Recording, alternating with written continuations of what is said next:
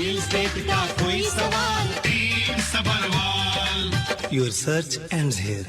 बातचीत अभी चलेगी रियल एस्टेट से रिलेटेड। रियल एस्टेट का कोई सवाल है, पीके सबरवाल हाँ जी हमारे साथ जुड़ चुके हैं। पीके जी, उनको वेलकम कर लेते हैं। Y media would like to welcome you to radio Y South Asian pulse और ड्राइव टाइम पे। पीके जी कैसे हैं आप? How are you? Thank you very much Sara, very good afternoon to all our listeners, और आपको भी ये ठंड मुबारक हो। ये ठंड आपको भी मुबारक हो। बिल्कुल -25 बिल्कुल जी वेलकम टू कनाडा इंडीड। जी जी जी, अगर ये ठंड ना देखी तो फिर कनाडा क्या हुआ? कनाडा क्या हुआ? ये तो सही बात है। ठंड एंड बर्फ एंड विंड चिल्स अगर नहीं फील किया। बिल्कुल बिल्कुल बिल्कुल बिल्कुल जी, क्या बात है। वैसे आप ये ठंड एंजॉय कर रहे हैं? Are you enjoying this? I love. मैं देखो, मैं मेरी कॉटेज में इस वक्त कम से कम 2-2 फुट बर्फ होगी। मैं आपको पिक्चर भेजता हूँ बच्चा इसके बाद में अपने कॉटेज की, और वो जो मेरा फायर पिट है बर्फ से ढका हुआ है, और जो बाहर इतनी बर्फ है कि उसकी मैंने जब फोटो भेजी मेरे ग्रुप को, तो हम लोग अब 2-3 दिन के लिए वहाँ रहने जा रहे हैं इतनी बर्फ के अंदर। क्या बात है। मतलब पूरे स्नो गियर पहन के जब हम बर्फ स्नो में जब घुसेंगे तो 2-2 2.5 फुट हम अंदर चले जाएंगे, और उसके अंदर वो सारी हमारी गेम्स चलेंगी। I love my winter. हालांकि मेरी वाइफ क्या करती है, वो नहीं कॉटेज से बाहर निकलती। उसका हमें एक और फायदा हो जाता है, पता क्या? पता क्या? बताओ क्या?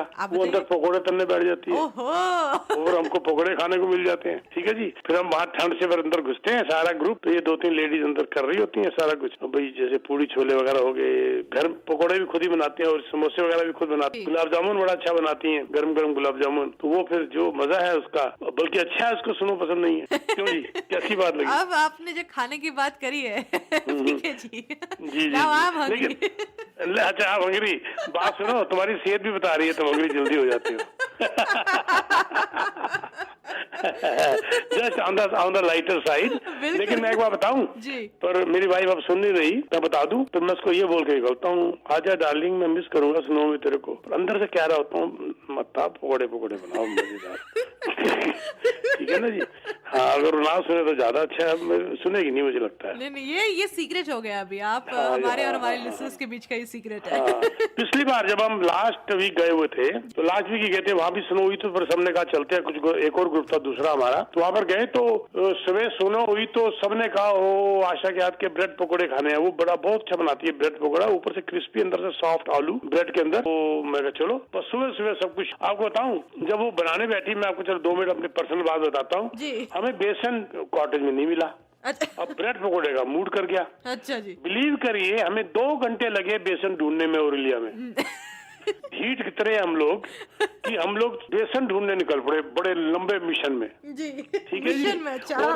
वहाँ पर इंडियन स्टोर ही नहीं मिल रहा। कोई इंडियन रेस्टोरेंट में गए तो हमने कहा यार थोड़ा सा बेसन दे दो यार, पैसे जो लेने ले लो। कहते नहीं जी। फिर अलग अलग किसी ने बताया जहाँ हमने सोचा नहीं था, बल्क बांध में मिलेगा। हम बल्क बांध चले गए, वहाँ मिल गया। क्या बात हम फतेह करके आगे, किला झंडा झाड़ के गाड़ के आगे वापिस आए, हमने कहा ये लो बेस, अब खिलाओ पकौड़े। फिर ब्रेड पकौड़े बने। तो मतलब कि मैं तो ये सर्दी बहुत पसंद करता हूँ, आई लव इट। और जब डॉक्टर ने कह रखा है तुम्हें कोई असर नहीं होता, खाओ तो मैं क्यों ना खाऊं। क्या बात है, बिल्कुल भी। अनस इस मौके पे हम एक कॉलर की भी स्वागत कर लेते हैं, वो भी जुड़े हुए हैं। हाँ जी, आप ऑन एयर है, please go ahead. Hello Sabharwal ji, नमस्कार जी। नमस्कार सर, ये तो बहुत प्यारी आवाज है हमारी।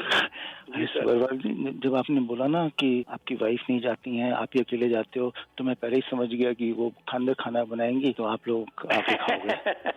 मैं पहले ही समझ गया। बात ये है कि वो मेरी वीकनेस है, उसको मतलब मेरी वीकनेस है फूड, और उसने मेरी वीकनेस को पकड़ा हुआ है। मैं इसके बगैर एक दिन नहीं जी सकता, to be very honest. I am openly कह रहा हूँ, मैं इतना पैम्पर्ड हो जाता हूँ कि मैं आपको बताऊँ, डोंट टेक मी रॉन्ग, शादी से पहले मेरी माँ ने पैम्पर किया हुआ था, शादी के बाद मेरी वाइफ ने। बिलीव करिए, मैं जो लोग कहते हैं वेल ड्रेस्ड अप होता हूँ, तो जब मैं वॉशरूम से निकलता हूँ तो मेरी सारी ड्रेस पहले ही पड़ी होती है, शूज जुराब से लेके पूरे कपड़े टाई शाई तक सब कुछ पड़ा होता है, वही मैं पहन के निकल पड़ता हूँ। तो लोग कहते हैं जी वेरी वेल ड्रेस्ड, जबकि मेरी बुद्धि वहाँ पर काम ही नहीं कर रही होती। अपने आप नाश्ता रोता आ जाता है, अपने आप खाना मेरा ऑफिस के लिए पैक हो जाता है। अगर 2 दिन मैं लगातार खाना ऑफिस में ना खाऊं तो तीसरे दिन वो खाना मुझे नहीं देती, खुद लेके आ जाती है, कहती मैं खिला के जाऊंगी, तूने 2 दिन से खाना क्यों नहीं खाया, वापिस क्यों आ गया। तो मैं पैम्पर्ड हूँ थोड़ा सा, क्रेडिट वाइफ को जाता है। और ये बात मैं हमेशा कहता हूँ, एक घर की तरक्की का बहुत बड़ा हाथ स्पाउस के हाथ में होता है। नहीं समझ सब, बस आपसे ना आप 2-3 हफ्ते पहले भी कुछ बात कर रहे थे, मुझे ध्यान नहीं है, तभी मैं बोलने वाला था, एनीवे टाइम हो गया था। मैं ये कहना चाहता था कि जो घर की अगर औरत अच्छी हो ना, तो जैसे आप अपनी माँ के बारे में बताते हैं, वो बोलती है आपके फैमिली आपको इकट्ठा करे रही, तो ना वो जिंदगी डिफरेंट हो जाती है जी, वो सब कुछ डिफरेंट हो जाता है। मैं माँ को आज भी पूछता हूँ, भगवान की मूर्ति के साथ मेरी माँ की मूर्ति पड़ी है, उनको हार चढ़ता है, मेरी माँ को भी चढ़ता है। हालांकि मेरे को वास्तु वाले ने कहा था भगवान की मूर्ति के साथ माँ की मूर्ति मत रखो, उसको दूसरी तरफ रखो। मैं कहा नहीं रखता, मैं तेरी बात नहीं मानता, मैं तो साथ ही रखूंगा। और मैं अगर ज्यादा बोलोगे तो भगवान की मूर्ति को हटा दूंगा, माँ की मूर्ति को रहने दूंगा, पर हटाऊंगा नहीं। ये मेरा मानना है, ठीक है, क्योंकि मैं उनसे बहुत कुछ सीखा हूँ। मैंने माँ से मार बहुत खाई है, वो मार जो खाई है इतनी अच्छी खाई है, इतना मजा आता है मार से, मैं बहुत कुछ सीख गया। मेरी मदर मेरे को घर में कुछ उल्टी चीज लाने नहीं दिया करती थी। अगर कोई मान लो पता चला कि मैंने जैसे एक दिन मैं छोटी सी कहानी सुनाता हूँ। एक बार उस जमाने में मैं साइकिल पे था, तो एक 100 के गद्दी मिल गई मेरे को, मेरे भाई को, साइकिल के आगे 1-1 रुपए की पूरी गट्ठी। जब हमारे को खर्ची चारा नहीं मिलती थी, आप सोचिए 100 रुपए मिल जाए एक ब्रांड न्यू गट्ठी जो थी, वो हमारे लिए तो एक we were the richest person of the planet उस जमाने में हो गए थे। 13-14 साल 12-13 साल उम्र होगी। जब हम घर लेके गए तो मेरी मदर ने कहा नहीं घुसने दूंगी पैसे घर के अंदर। हालांकि बहुत गरीबी थी, बहुत ज्यादा गरीबी थी। कहती पहले सच बताओ। फिर मेरी मदर हमारे साथ गई, बताओ कहाँ से तुमने उठाए, मुझे जगह दिखाओ। वो जगह दिखाई। अब वो इस विडम्बना में पड़ गई कि अगर मैं पूछती हूँ किसकी है क्या है तो कोई झूठ ना बोल दे। मतलब इतनी सख्ती हमारे घर में थी कि गंदा पैसा घर में नहीं आएगा, गलत पैसा घर में नहीं आएगा। मार भी कई बार पड़ती थी, पर उसका हम आज तक बेनिफिट ले। मतलब इतना सिखा गई हमारी माँ हमारे को कि मुझे लगता है कि वी आर सो लकी। अब मेरी वाइफ जब नई नई शादी होके आई, मैं अपने घर की बात बताता हूँ, तो मेरी वाइफ बहुत कुछ मेरी मदर से सीखी। और अभी भी मेरी वाइफ कहती है मम्मी ने मुझे ये सिखाया, मम्मी ने मुझे बल्कि तंदूर के अंदर दाल वाली रोटी बनानी सिखाई, मेरी मदर ने ये सिखाया, मदर ने ये सिखाया। Duplicate my mother, duplicate. मेरी वाइफ यंग एज में शादी हो गई थी, 20 साल की उम्र में, तो नेचुरली वो बच्चा ही थी, तो मदर से बहुत कुछ सीख गई। तो अब वो ही देखती थी माँ मेरी क्या करती थी, मेरी वाइफ भी वही करने लग गई। समझिए, तो वो जो है ना एक स्पाउस का अच्छा होना। पर एक बात मैं आपके एक और बोलना चाहूंगा, हम एक्सपेक्ट करते हैं स्पाउस का अच्छा होना, पर क्या हमने ये एक्सपेक्ट किया कि स्पाउस जो चाहता है क्या हम वो कर रहे हैं? ये तो दोनों हाथ से है ना सर। अगर हम ये चाहते हैं कि जी मेरी वाइफ, मैं एक एग्जांपल दे रहा हूँ, हस्बैंड भी हो सकता है, मैं पहले एक अपनी तरफ से बोलता हूँ कि मेरी वाइफ मेरे लिए ये करे, क्या मैंने सोचा मैंने अपनी वाइफ के लिए क्या क्या किया? हाँ, पैसे के हिसाब से हर चीज कर सकते हो, पैसा कम हो उसके हिसाब से भी कर सकते हो, एक प्यार ही काफी है, उसको अप्रिशिएट करना ही काफी है, ठीक है। पर क्या एक जोक याद आ गया, सुना दूं हाथों हाथ एक जोक? बिल्कुल सुना, आपको सुना दूं। वो जब डेथ हुई तो ऊपर वो नरक में चला गया। जब नरक में गया तो उसको पंडित जी मिल गए। कहता पंडित जी आप भी नरक में? अरे आप तो बहुत, पंडित जी इतनी अच्छी आत्मा, सच बोलने वाले, तो आप कैसे मतलब कि नरक में आ गए? कहता यार मैंने जिंदगी में 2 झूठ बार बार बोले और नरक में आ गया। कहता क्या? कहता एक तो मैंने वाइफ को हमेशा बोलता रहा तो बहुत सुंदर है, दूसरा मैं ये बोलता रहा तो बहुत अच्छी लग रही है। ये 2 पाप मुझे बस नरक में लेकर आ गए। मजाक, यानी कि झूठ, पता चाहे झूठ ही हो क्यों, और सुंदरता सिर्फ शक्ल से तो नहीं होती ना, सुंदरता तो अंदर से है ना इंसान के। उसको अगर देखा जाए तो क्यों ना अप्रिशिएट किया जाए। हम लोग एक्सपेक्ट कर रहे हैं, करते कुछ नहीं। तो पहले करना सीखें तो अपने आप आगे। कोई आदमी ये कहता है ना सर कि मैंने 1 साल से कर रहा हूँ, उसकी तरफ से जवाब नहीं आया, वो ईगर है। 1 साल क्यों, 10 साल क्यों नहीं, 15 साल क्यों नहीं? पत्थर के ऊपर भी पानी की बूंदें गिरेंगी तो वहाँ निशान पड़ जाता है। ये तो इंसान है, तो क्यों ना हम बार बार करें बिना एक्सपेक्ट किए, अपने आप दूसरी तरफ से रिजल्ट आएगा। अच्छा सवाल साहब, मैं ये सवाल पूछ के मैं फोन रख देता हूँ, फिर मैं ऑनलाइन सुन लेता हूँ। ये जो ये ब्रैम्पटन में चल रहा है rental, residential rental life whatever, right? तो इसके बारे में आपके क्या विचार है? एक तरफ तो लोगों ने लागू भी कर दिया, दूसरी तरफ वो पिटीशन चल रही है, तो जरा ये समझाइए, आपके विचार मुझे थोड़ा अच्छे लगते हैं तो मैं आपसे पूछता हूँ। सर रखता हूँ जी, थैंक यू जी। ये जो रेंटल लाइसेंस है ना, पहले तो उन्होंने 3 साल दिया था, सबको कहा था कि अपना लीगल कर लो। उन्होंने परमिट भी दिए थे, बहुत इजी प्रोसेस भी कर दिया था, और लोगों को उन्होंने बार बार कहा था कि आप लीगल बना लीजिए, क्योंकि उन्होंने अल्टीमेटली यहाँ तक आना ही था। और जिन्होंने इसका बेनिफिट उठाया, लीगल बनाया, वेरी नाइस। अब वो उसका परमिट उनको मिल चुका है, लाइसेंस लें, नॉमिनल सी फीस है उसकी, वो दें, और आप इंश्योरेंस का भी बेनिफिट है आपको उसके ऊपर, प्रॉपर्ली इंश्योरेंस भी क्लेम कर सकते हैं कल को कुछ होता है तो। लेकिन इसका एक बड़ा अच्छा फायदा ये है कि जो एक भेड़ बकरी जैसे घुसे हुए लोग, उसमें भी थोड़ी राहत मिलेगी। अब जिन लोगों ने लीगल नहीं करवाया वो लाइसेंस के अंदर उनको प्रॉब्लम आ सकती है, लेकिन अभी तक वो लीगल एस्पेक्ट की तरफ से नहीं जा रहे, अभी तो सिर्फ वो लाइसेंसिंग ही दे रहे हैं। और अगर इंस्पेक्शन करते हैं आकर और देखते हैं कि ये प्रॉपर ढंग से प्रॉपर लोग रह रहे हैं तो आंख शायद बंद कर लेंगे, लेकिन अल्टीमेटली आपको उसको लीगलाइज कराना ही पड़ेगा। ये मेरी सलाह है सबको कि जिन्होंने लीगल नहीं कराया अभी भी उन्होंने ओपन रखा हुआ है, अब लीगल कराइए। अगर आपको लीगल कराने के लिए कोई हेल्प चाहिए तो मुझे बताइए, हमारा इन हाउस हमारे पास इंजीनियर्स हैं, कॉन्ट्रैक्टर्स हैं, जो जिन्होंने कईयों को बना के दिया है, हम आपको उनके नंबर दे देंगे और आपका बना के देंगे। बनवाइए। जब आपने कुछ कमाना है तो ढंग से कमाइए। मैं तो कहता हूँ क्यों गलत तरीके से कमाएं, अपने लिए भी अच्छा करिए, प्रजा के लिए भी अच्छा करिए, अपने जैसे कहते हैं बहन भाइयों के लिए और दोस्तों यारों या कह लो अपने सिटीजन जो हमारे साथी हैं उनके लिए भी अच्छा करिए और इकोनॉमी के लिए भी अच्छा करिए। I think it is happened good, ये अच्छा हुआ है और इसमें कोई डरने वाली बात नहीं है। सिटी ऑफ ब्रैम्पटन में जाके उनसे बात करिए, वो प्रॉपरली गाइड कर देंगे क्या करना, कोई एम्बेरसमेंट की या कोई डरने की बात। जी सर। बिल्कुल PK ji, and we started on a very lighter and note, but मुझे चांस नहीं मिला, बट आई से इट ना, आपके जो व्यूज है रियली अप्रिशिएटेड एंड काफी ब्यूटीफुल व्यूज थे। एंड इसके साथ ही साथ एक और कॉल भी आ रहा है, आई थिंक। हाँ जी, आप ऑन एयर है, प्लीज गो अहेड। हाँ जी, हेलो। हेलो। हाँ जी जनाब। हाँ जी पीके जी, आई हैव 2 क्वेश्चन। हाँ, एक तो ये जो अभी जो कॉलर थे उन्होंने पूछा सेम थिंग, सो ये जो इंस्पेक्शन है वो it is applicable to all houses, condo town houses, everything, और जस्ट जहाँ पर भी देखो अपने आप तो करेंगे नहीं, जहाँ पर उनको खबर मिलेगी यहाँ पर है और लाइसेंस नहीं है तो वहाँ पर इंस्पेक्शन, डोर टू डोर तो होने वाली नहीं है, ये वायबल भी नहीं है। नहीं, पहले शिकायतें होती थी कि भाई यहाँ पर लोग ज्यादा रहते हैं, इलीगल है, वैसे अब ये शिकायतों के बाद या रैंडम होगा, एक एक घर को तो नॉक नहीं करेंगे। नहीं, लाइसेंस सबको लेना है, बिकॉज उसका लाइसेंस अगर सेकंड ड्वेलिंग यूनिट है तो आपको लाइसेंस लेना है, अगर आपने रेंट पे दिया तो लाइसेंस लेना है, बस बात कर। ओनली सेकंड ड्वेलिंग यूनिट की?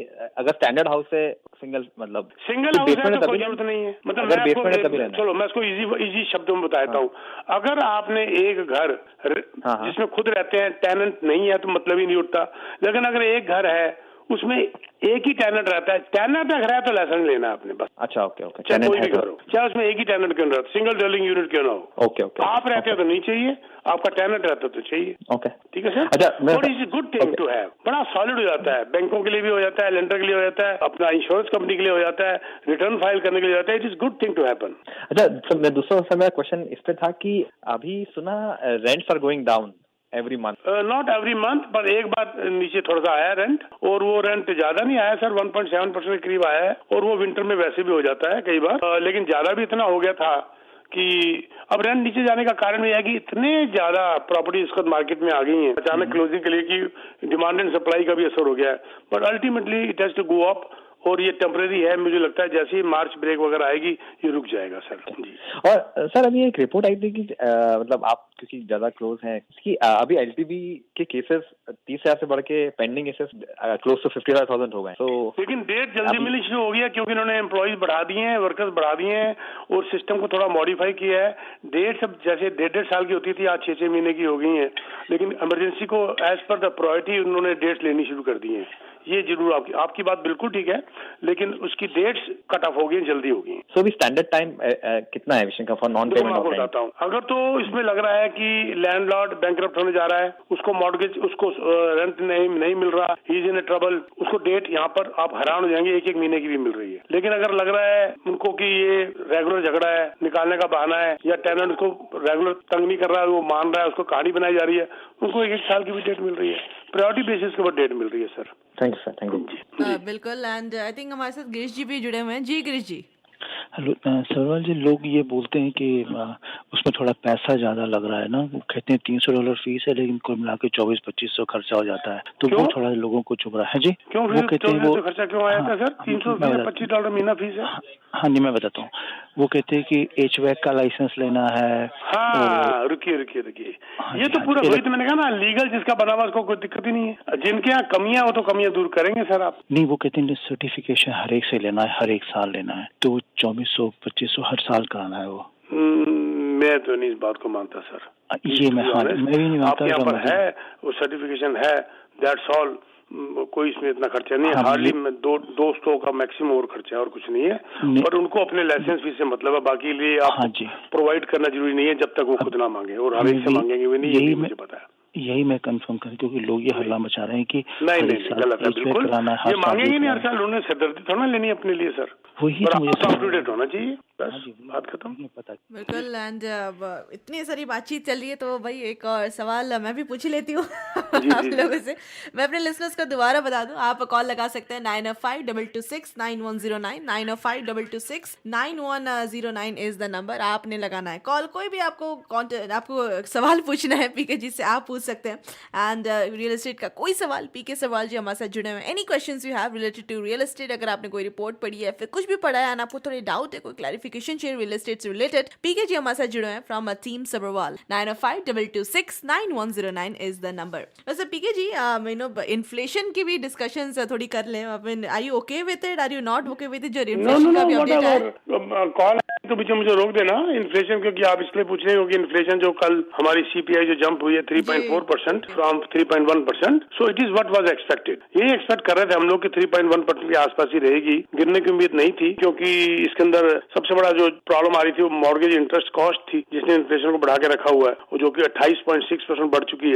एयर ट्रांसपोर्ट वगैरह बढ़ चुका था, कॉस्ट ऑफ रेंट बढ़ चुका था, पैसेंजर व्हीकल था, ग्रोसरी प्राइसेस 4.7% बढ़ चुके थे लास्ट ईयर से। हालांकि नवंबर से दिसंबर सेम रहे हैं, नजर आ रहा था। देखो मैंने पिछले शो में भी बताया, ये सरकार अपने ही बोल भलैया पंजाबी में कहते हैं उसमें फंसी हुई है, विशियस सर्कल जिसको अंग्रेजी में कहते हैं। इन्फ्लेशन के अंदर बहुत बड़ा हाथ मॉर्गेज इंटरेस्ट का है। अब मॉर्गेज इंटरेस्ट हम ही ने बढ़ाया, किस लिए? इन्फ्लेशन को नीचे लाने के लिए, ताकि कंज्यूमरिज्म कम हो। इन्फ्लेशन को कम लाने के लिए इंटरेस्ट बढ़ा दिया, अब इंटरेस्ट ही इन्फ्लेशन को बढ़ा रहा है। तो इसीलिए मैं पहले कह रहा था, जो हम मॉडरेट रिसेशन में जा चुके हैं, they have no choice but to bring down the interest. ये आएगा, देख लेना 2-3 महीने के अंदर इंटरेस्ट नीचे आना शुरू होगा, क्योंकि इससे भी तो इन्फ्लेशन नीचे आएगी। इंटरेस्ट ने भी तो इन्फ्लेशन को बढ़ा रखा है। मेरे हिसाब से गुड साइन है कि इतना इन्फ्लेशन नहीं बढ़ा। ये ना कि हाँ, कोर जो इन्फ्लेशन है उसने थोड़ा सा तंग किया हुआ है, लेकिन फिर भी मैं कहूंगा कि it is not a bad figure to have. देखो 2022 में एवरेज इन्फ्लेशन था, सीपीआई जिसको कहते हैं, 6.8% 2022 में जी एवरेज, और 2023 में 2023 में कम होकर रह गया 3.9%। इतना जबरदस्त नीचे आया है जी, कम तो नहीं है। अब 3.9 से इनका टारगेट 2 या 2.5 में लाने के लिए टाइम लगेगा। मुझे लगता है इसमें 1.5 साल के करीब अभी और लग जाएगा, और इनको भी इस बात का पता है, बैंक ऑफ कनाडा को भी इस बात का पता है, और इसीलिए अब ये इंटरेस्ट रेट नीचे लाने की तरफ जाएंगे। ये मेरा पक्का मानना है, और ये मेरा तजुर्बा कहता है, बाकी तो गलत भी हो सकता हूँ मैं। कोई और नई चीज ना हो जाए, जैसे टर्की का वहाँ पर जो रेड सी का जो पंगा इधर उधर पड़ा हुआ है, वो पाकिस्तान के साथ इधर उधर वहाँ की, अब वो हमास वगैरह का, चलो यूक्रेन वाला तो अभी रूटीन बन गई, ताइवान वाली, लेकिन ये अगर कोई और नई चीज ना हो जाए तो मुझे लगता है इंटरेस्ट रेट अब बहुत जल्दी नीचे गिरना शुरू हो जाएगा। बिल्कुल पीके जी। एक और कॉलर भी हमारे साथ जुड़े हुए हैं जी, आप ऑन एयर है, प्लीज गो अहेड। नमस्कार पीके जी, कैसे हैं आप? बिल्कुल ठीक जनाब, नमस्कार सर। वो यही पूछना था मैं, लाइसेंस वाला जो था, जैसे हमने बनाई है लीगल पूरी बेसमेंट, पूरा सर्टिफिकेशन वगैरह सब है, तो हमें भी लाइसेंस लेना पड़ेगा या? लाइसेंस तो लेना ही है, आपके लिए बहुत आसान हो गया ना। अब आपको कुछ नहीं, आपको फीस देनी है बस। आपका लीगल बेसमेंट है, ये सर्टिफिकेशन है, तो आपको किसी की जरूरत नहीं, आपका लीगल ही बहुत बढ़िया बात हो गई। और लाइसेंस मैं बताऊँ आपको सर एक बात, $25 महीने का खर्चा है, ले लीजिए, सिरदर्दी से बच जाते हो बिल्कुल। और एक आप तरीके से बैठे हो, कल को आप LTB जाते हो, वहां पर ही हेल्पफुल हो जाता है, आपकी रिटर्न में भी हेल्पफुल हो जाता है, कल को कुछ प्रॉब्लम होती है तो आपका इंश्योरेंस में भी हेल्पफुल हो जाता है। It is good thing to happen sir. तो इसमें इंस्पेक्शन वगैरह भी कराना पड़ेगा या वैसे ही हो जाएगा? जब आप एक बार लाइसेंस अप्लाई कर दोगे, 90% रेंडमली वो एक बार आगे देखेंगे, वो भी हर एक के पास नहीं, लाइसेंस ले लिया, आपके कागज उनके पास है ही है लीगल बनाने के, सिरदर्दी खत्म। ठीक है, okay sir, thank you so much. Thank you. And PK ji, हम लोग talking about inflation and all, अगर इसका एक डायरेक्ट या फिर इनडायरेक्ट इम्पैक्ट जो पड़ेगा रियल एस्टेट पे, इसके बारे में थोड़ा बताइए डिटेल। देखो मैं बताऊं आपको, इंटरेस्ट रेट जो लोग ये सोच रहे हैं कि गिरने के बाद प्राइस बढ़ने शुरू होंगे मकानों के, वो गलत सोच रहे हैं। ये कंज्यूमर कॉन्फिडेंस, कंज्यूमर सेंटीमेंट होता है जो कि ये चीज को बढ़ाता है या घटाता है। अब देखिए दिसंबर में बढ़ गया ना, दिसंबर के अंदर 8.7% सेल बढ़ गई, अनएक्सपेक्टेड सर्ज बोल रहे थे उसको भी, ठीक है ना, ठीक है ना। और लिस्टिंग जो है 5.1% कम हो गई, यानी कि खरीदने वाले ज्यादा हो गए, सेल बढ़ गई, और बेचने वाले कम हो गए 5.1%। इसका मतलब क्या हुआ, इनके अंदर कॉन्फिडेंस आ रहा है कि आगे प्राइस बढ़ेंगे, पर इंटरेस्ट रेट तो कम नहीं हुआ। ये सोच ही बदल देती है, समझ रहे हैं आप, ये सोच जिसको कंज्यूमर सेंटिमेंट्स कहते हैं हम लोग। तो ये सेंटिमेंट, क्योंकि अब लोगों को पता है इंटरेस्ट रेट कम होना है, अब देखिए आगे क्या होगा, आप देख लीजिएगा, ये गिरने से तो रहा पर फ्लैट 1-2 महीने, उसके बाद ये बढ़ेगा। मेरा मानना है कि 2024 में रियल एस्टेट 3 से 4% बढ़ेगी, मेरा मानना है, अगर ये तीन बार मिनिमम इंटरेस्ट रेट नीचे आता है तो। लेकिन आना है, इनके पास चॉइस नहीं है, ये लाएंगे नीचे, क्योंकि अदरवाइज वैसे ही डेलिक्वेंसी स्टार्ट हो जाएंगी और बैंकों का वैसे ही पैसा मरना शुरू हो जाएगा जब लोग नहीं दे पाएंगे, राइट। तो ये आपका क्वेश्चन बड़ा अच्छा था सारा। अगर कोई कॉल आएगी तो बीच में ले लेना, नहीं तो अदरवाइज को कंक्लूड करते हैं, निकलते मैं 2-4 शब्द बोल देता हूँ और उसके बाद फिर कंक्लूड कर देते हैं। मेरी मुलाकात, अब ये लास्ट शो है, उसके बाद अभी नेक्स्ट जो है मेरी मुलाकात होगी 21 फरवरी को। बीच में 3-4 शो मिस होंगे। I am going to India. जो बहन भाई हैं हम लोग अब सब मिलते हैं हर साल, आपको पता ही था। वो हमारा टाइम फिर आ गया सबका बुड्ढों का मिलने का आपस में। तो हम सब बुड्ढे अपना मिलेंगे, बैठेंगे, किसी रिजॉर्ट में जाके घुस जाएंगे, दुनिया से दूर हो जाएंगे, अंदर अपनी पुरानी बातें, गप्पे शप्पे, ताश तूश, चाय पानी, बस उसकी मौज लेंगे। और वहाँ पर हम बुड्ढे अलाउड है, साथ में हमारे 2 नौकर होते हैं हमारे साथ, और एक टेम्पो ट्रैवलर होता है हमारे पास 60 सीटर। बस कोई बच्चा अलाउड नहीं है हमारे साथ जाना। वो क्या के मर जाते हैं, हम कहते नहीं, हम बुड्ढे ही जाएंगे, कोई नहीं जाएगा। अच्छा, एक बात और करेक्ट है। लेकिन वो बच्चा भी तो देखो, एक बात हूँ, बच्चे कहने को था, पर मेरी बड़ी सिस्टर का बेटा भी जो है वो भी ग्रैंडफादर है। बताओ बच्चा कहाँ का रह गया वो? अब बताइए, वो कहाँ का बच्चा रह गया? हुआ बच्चा कहने को बच्चा है तो वो भी बुढ़ा। That was so unexpected. मेरी बड़ी sister, she is in late 80s, उसका बेटा ग्रैंडफादर है। आप भी ग्रैंडफादर हैं। बच्चे को कौन सा गोदी में उठा के ले जाए हम? जी ये तो है ना, तो इसलिए बच्चे अलाउड नहीं है। क्या बात है जी। हाँ, मेरी मदर जब जिंदा थी तो वो इतनी बुजुर्ग थी कि उनकी grand daughter was a grand mother. मेरी तो सिस्टर का बेटा ग्रैंडफादर है ना, मेरी मदर की grand daughter was a grand mother. अब जो उसकी, मेरी मदर की ग्रैंड डॉटर की बच्चा ग्रैंड डॉटर जब मेरी मदर को मिलने आई तो मेरी मदर ने पता है क्या, वो किसका है तू? उसका वो कौन? उसका वो है। अच्छा, उसके आगे कौन है? जा मार पीछे हट। मतलब उनका शौक ही खत्म हो गया, प्यार ही खत्म हो गया। अच्छा जी। इतना दूर का रिश्ता हो गया कि उनका प्यार, जाना पीछे, मैं कहाँ तक दिमाग लगाती रहूं कि कहाँ क्या किसका है तू, राइट। तो ये सीन तो मैंने अपनी आंखों में देखा हुआ है कि मदर कहती है मेरे को ठीक है, मेरी बेटी, बेटी की बेटी, बेटी की बेटी की बेटी या बेटा, वहां तक तो ठीक है, उसका आगे फिर कोई बेटा, छोड़ो ना, मैं कहाँ तक दिमाग लगाऊं, ठीक है। तो वो एक चाव खत्म हो जाता है, राइट।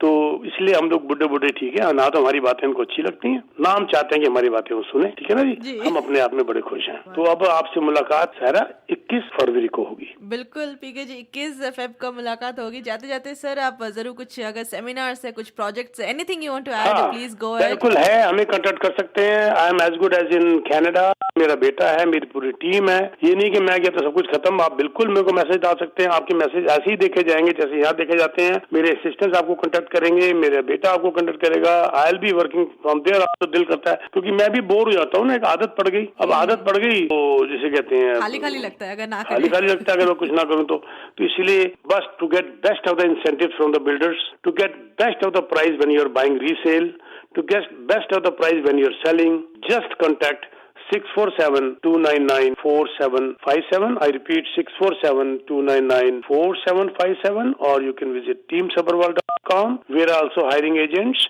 अगर आप हमें ज्वाइन करना चाहते हैं, जबरदस्त हमारे यहाँ ट्रेनिंग चलती है, मेरी मेंटरशिप चलती है, सोशल मीडिया के बारे में ट्रेनिंग दी जाती है, वर्क फॉर्म्स के बारे में दी जाती है, ग्राफिक्स के बारे में दी जाती है, केवी कोर, यू नेम इट, 3-4 किस्म की हमारी ट्रेनिंग्स होती हैं।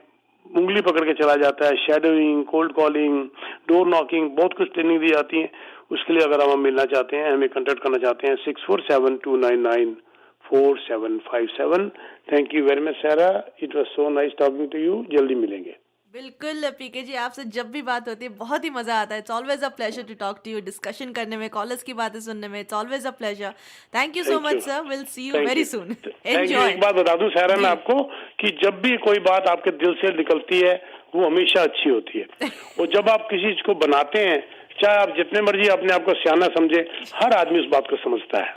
अगर आप सोच रहे हैं कि मैं बना के बोल रहा हूँ और लोगों को बुद्धू बना रहा हूँ, आप खुद बुद्धू हैं कि आप ये दूसरे को अंडर एस्टिमेट कर रहे हैं। You have to be truthful, you have to be clear.